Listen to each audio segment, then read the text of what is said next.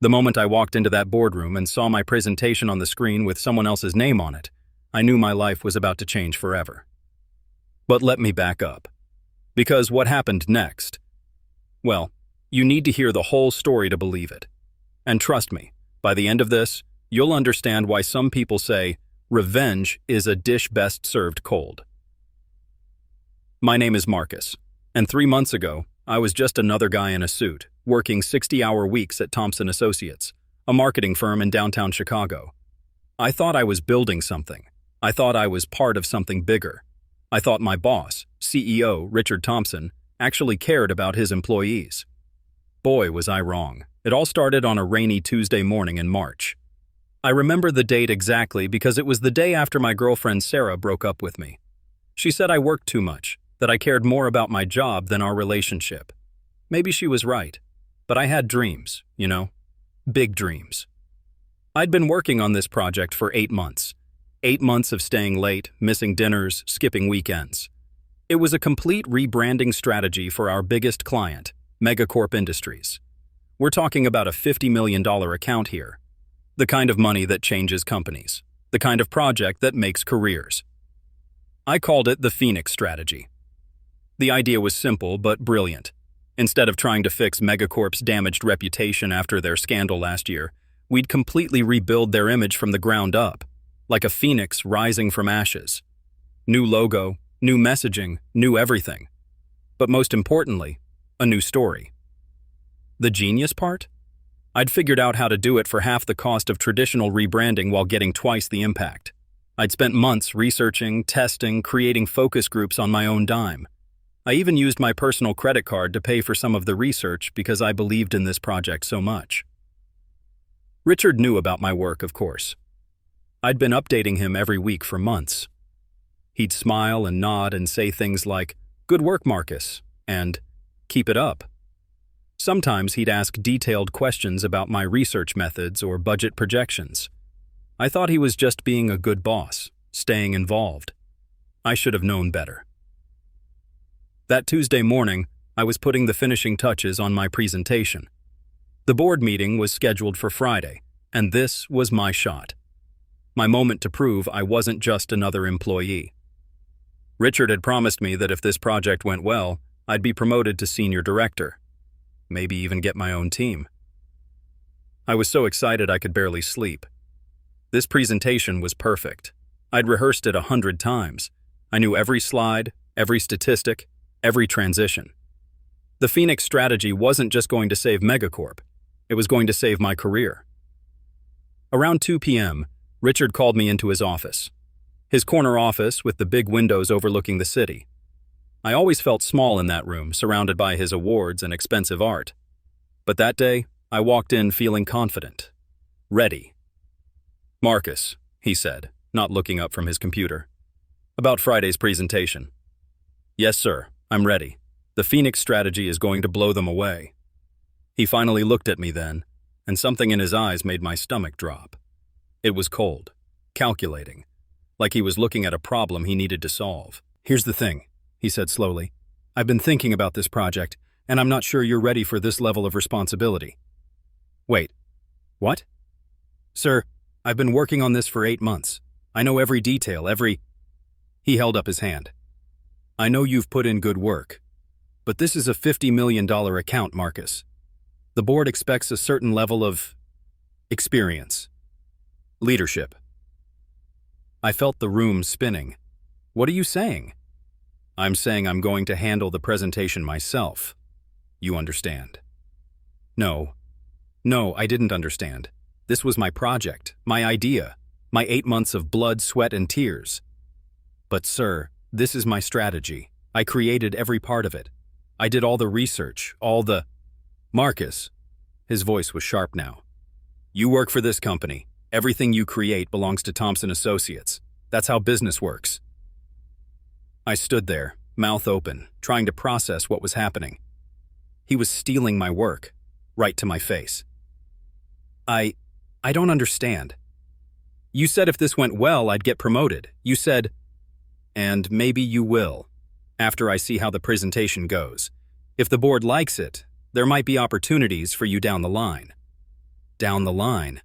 Opportunities. I felt sick. Sir, please. This is my life's work. I put everything into this project. I used my own money for research.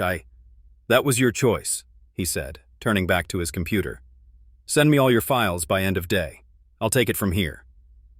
I walked out of that office feeling like I'd been punched in the gut. No, worse. Like I'd been betrayed by someone I trusted, someone I looked up to. But here's the thing about betrayal. It doesn't just hurt. It changes you. It shows you who people really are underneath all the smiles and handshakes. I went back to my desk and sat there for an hour, staring at my computer screen. 8 months of work. 8 months of believing I was building something meaningful. Gone. Just like that. My coworkers kept walking by, asking if I was okay. I must have looked as destroyed as I felt. But I couldn't tell them. What would I say? That our CEO just stole my project? That everything I'd worked for was about to be handed to someone else? By 5 p.m., most people had gone home. The office was quiet except for the hum of computers and the distant sound of traffic outside. I was still sitting at my desk, still staring at my screen. That's when I made a decision that would change everything. I wasn't going to send Richard my files, not all of them anyway. See, I'm not just a marketing guy. I went to school for computer science before switching to business. I know my way around code, around systems, around digital footprints. And over the past 8 months, I'd been very careful about how I documented my work. Every email I sent about the project, I BCC'd to my personal account. Every research document, every draft, every idea. I had copies with timestamps proving when I created them. I even had recorded conversations with Richard where he acknowledged it was my project. But more importantly, I had something Richard didn't know about. Remember those focus groups I paid for with my own credit card? Well, I didn't just use them for research. I recorded them. All of them. Hours and hours of people talking about what they wanted from Megacorp, what would make them trust the company again, what kind of messaging would work. Those recordings were my backup plan, my insurance policy, because without that original research, the Phoenix strategy was just a pretty presentation with no substance, and Richard didn't have access to any of it. I spent the next 3 hours carefully selecting which files to send him. I gave him the presentation slides, sure. I gave him the budget projections and the timeline. I gave him everything he needed to look good in front of the board. But I kept the heart of it, the research, the real strategy, the part that made it all work. At 8 p.m., I sent him an email with a carefully curated set of files. Here's everything, I wrote. Good luck with the presentation. Then I went home to my empty apartment, thanks Sarah, and started planning. The next 3 days were torture. I watched Richard swagger around the office talking about his big presentation and his strategy for Megacorp. I watched him practice in the conference room, fumbling through slides he didn't really understand. I watched him take credit for 8 months of my life. But I also watched him make mistakes. Big ones. See, when you steal someone's work but don't understand the thinking behind it, you make assumptions. You fill in gaps with your own limited knowledge. And Richard's knowledge of modern branding strategy was about as deep as a puddle. He kept talking about traditional approaches and proven methods. He changed key parts of my strategy to fit his outdated understanding of marketing. He was taking my revolutionary approach and turning it into the same boring corporate nonsense that every other agency was selling. By Thursday night, I knew he was going to fail.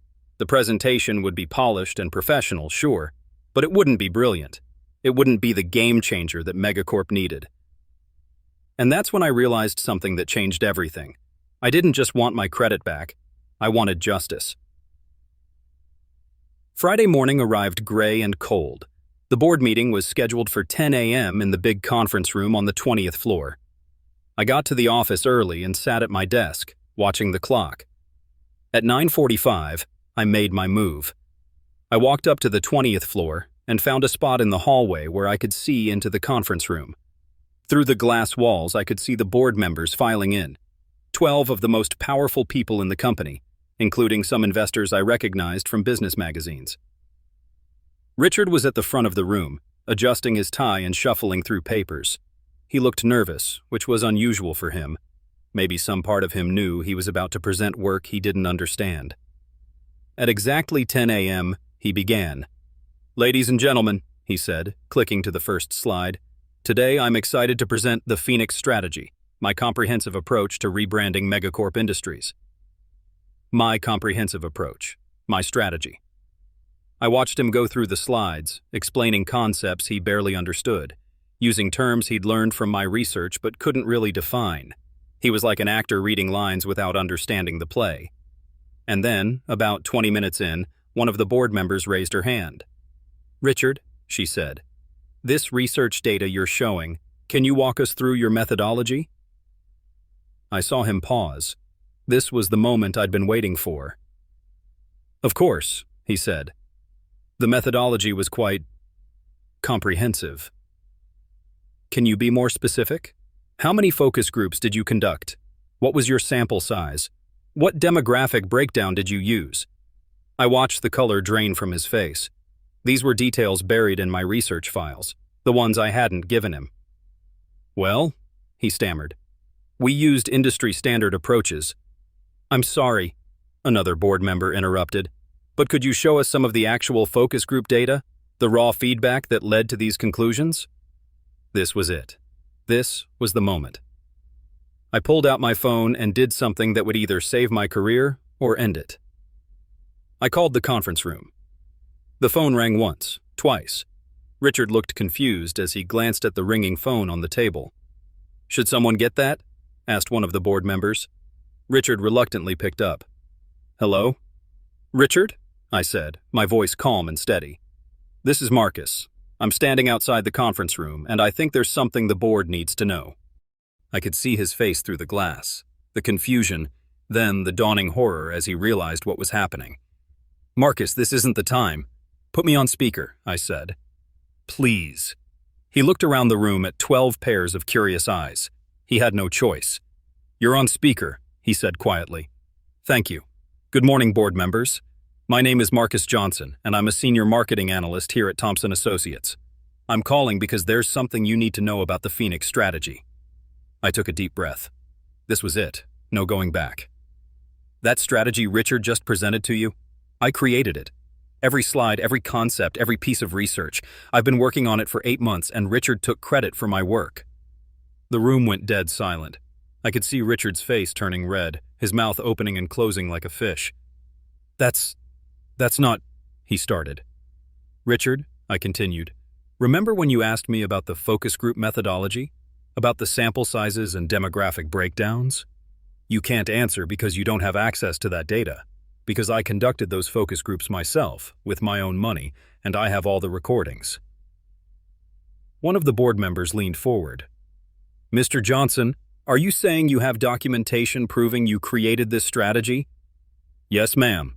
I have 8 months of emails, drafts, research notes, and recorded conversations, all time-stamped, all proving that the Phoenix Strategy is my work." I could see Richard frantically gesturing, trying to regain control of the situation. But it was too late.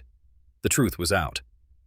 "In fact," I continued, "I'm willing to bet that Richard can't answer basic questions about the research methodology because he doesn't understand the work he just presented. The Phoenix Strategy isn't just a presentation. It's based on hundreds of hours of original research that he's never seen." The room erupted. Board members were talking over each other, asking questions, demanding explanations. Richard was trying to speak, but no one was listening to him anymore. And that's when I played my final card. "If you'd like," I said, "I can come up to the conference room right now and answer any questions you have about the research. I can show you the raw data, play the focus group recordings, walk you through my methodology step by step. Because unlike Richard, I actually understand the work I created." There was a long pause. Then I heard a voice I recognized. Margaret Chen, the chairman of the board. "Mr. Johnson," she said firmly, "please come up here immediately."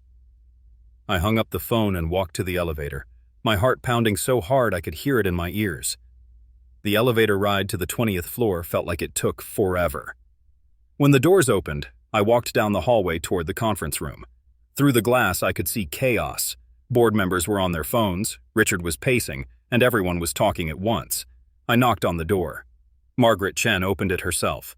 She was a small woman, maybe 60 years old, but she had the kind of presence that filled a room. When she looked at me, I felt like she could see right through to my soul. "Mr. Johnson," she said quietly, "please come in." I walked into that conference room, the same room where just 30 minutes earlier my boss had been stealing credit for my life's work. Now he was sitting in a chair against the wall, looking like he wanted to disappear. "Please," Margaret said, gesturing to the front of the room, "show us what you've got." I connected my laptop to the projector with hands that were somehow steady despite everything I was feeling. Then I opened my files, the real files, with the real research, the real strategy. "Ladies and gentlemen," I said, looking around the room at 12 of the most powerful people I'd ever met, "let me show you what the Phoenix strategy actually is." And for the next hour, I gave the presentation of my life. I showed them my original research. I played clips from focus groups where real people talked about what they wanted from Megacorp. I walked them through my methodology, my budget analysis, my timeline. I explained every decision, every choice, every detail. But most importantly, I showed them something Richard's version had completely missed: the human element. The Phoenix strategy wasn't just about rebranding a company. It was about rebuilding trust. It was about taking a corporation that had lost its way and helping it find its soul again. It was about understanding that behind every logo and slogan and marketing campaign, there are real people trying to connect with other real people. When I finished, the room was quiet for a long moment. Then Margaret Chen started clapping. Slowly, one by one, the other board members joined in. Soon the entire room was applauding, and I felt something I hadn't felt in months: pride. Not the kind of pride that comes from getting credit or recognition. The kind that comes from doing good work, work that matters, work that makes a difference. Margaret stood up.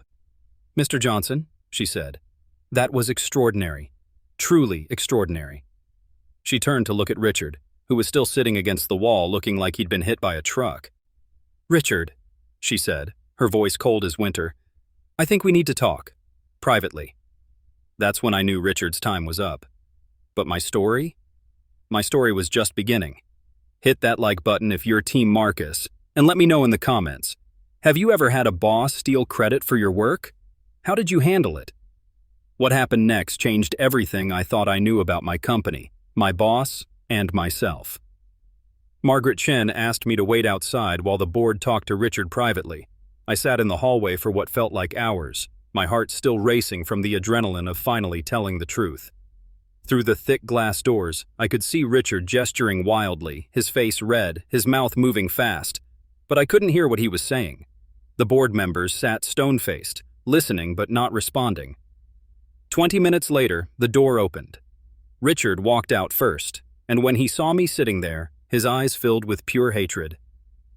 "You have no idea what you've just done," he whispered as he passed me. "You think you've won? This is just the beginning."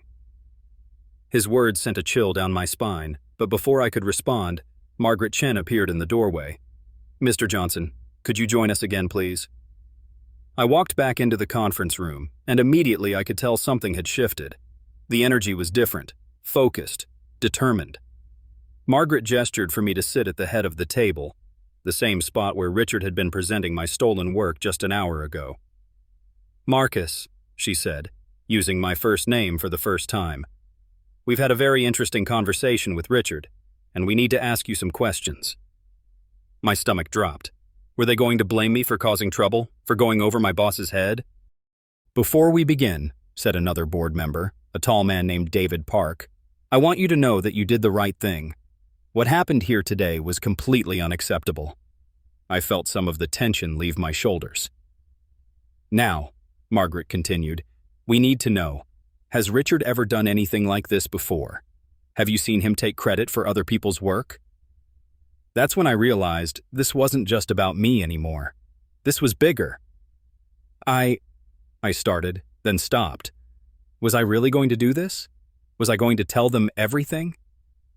"Marcus," Margaret said gently, "we need the truth. All of it." So I told them.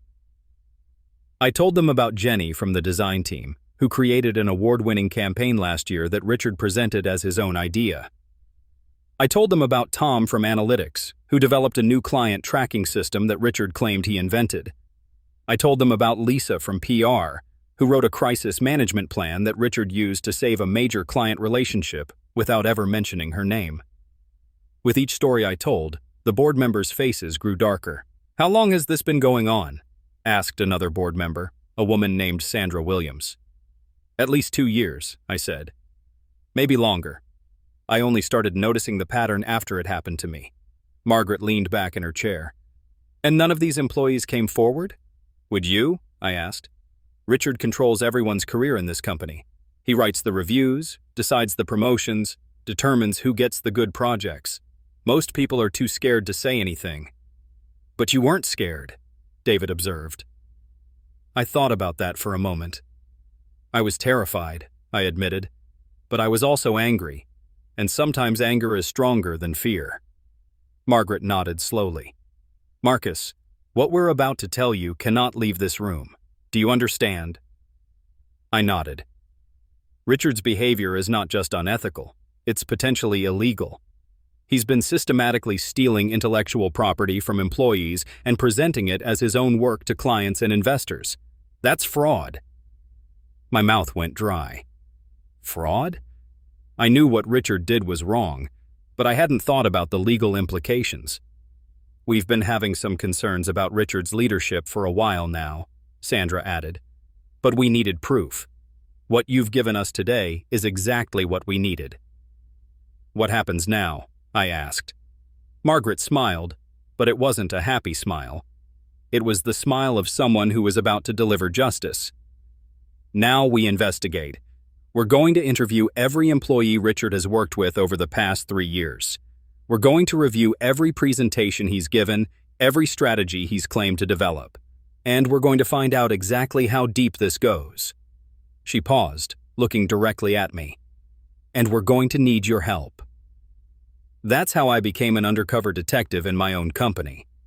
Over the next 2 weeks, I worked with a team of lawyers and investigators to build a case against Richard. We discovered things that made my stolen presentation look like small change.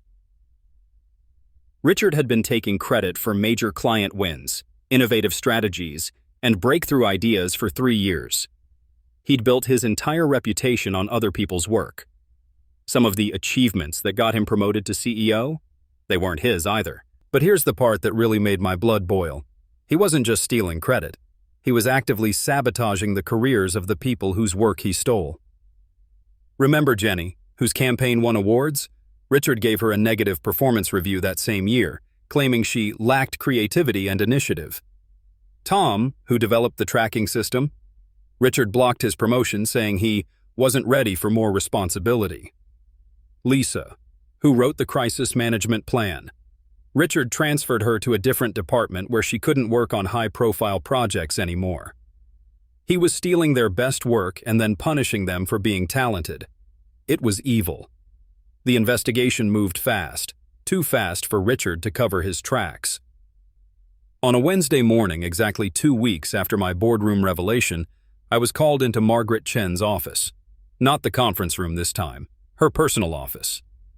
"Sit down, Marcus," she said, and I could tell from her tone that something big was about to happen.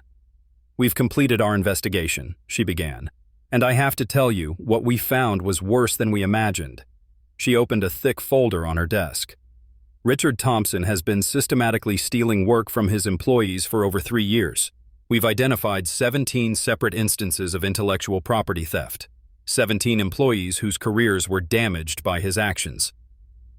17. I felt sick thinking about all those people who had their dreams crushed by one man's greed. "The board voted unanimously last night," Margaret continued. "Richard Thompson is terminated immediately. Security escorted him out of the building this morning." I should have felt happy. This was what I wanted, right? Justice. Revenge. But mostly I just felt empty. Tired. "What about the employees he hurt?" I asked. "What happens to them?" Margaret smiled. A real smile this time. "That's where it gets interesting. The board has approved a special compensation package for everyone affected by Richard's actions. Back pay for promotions they should have received, bonuses for work they never got credit for, and most importantly, proper recognition for their contributions. She leaned forward. Jenny is being promoted to creative director. Tom is heading up our new analytics division. Lisa is being made VP of communications. That's amazing, I said, and I meant it. Those people deserved recognition for their work. And you, Marcus, Margaret said, are being promoted to Senior Vice President of Strategy. You'll be overseeing all major client strategies going forward. Senior Vice President. I'd gone from almost losing my job to being promoted 3 levels in 2 weeks. There's more, she continued. The Phoenix strategy? Megacorp loved it. They've signed a 3-year extension worth $75 million, and they specifically requested that you personally oversee their account. $75 million. My little project had become the biggest deal in company history. I don't know what to say, I managed. Say you'll accept, Margaret said. This company needs leaders who care about doing the right thing, people who will stand up for what's right even when it's scary. I accepted, of course, but the best part wasn't the promotion or the money or even the recognition. The best part came later that afternoon. I was in my new office, an actual office with windows, when there was a knock on my door. Jenny, Tom, and Lisa were standing there, along with about 10 other employees I recognized from around the company. We heard what you did, Jenny said quietly, about how you stood up to Richard, about how you helped all of us get justice. We wanted to thank you, Tom added. A lot of us knew what Richard was doing, but we were too scared to say anything. You weren't scared, Lisa said. You were brave, and because of that, all of our careers are back on track. I felt tears stinging my eyes.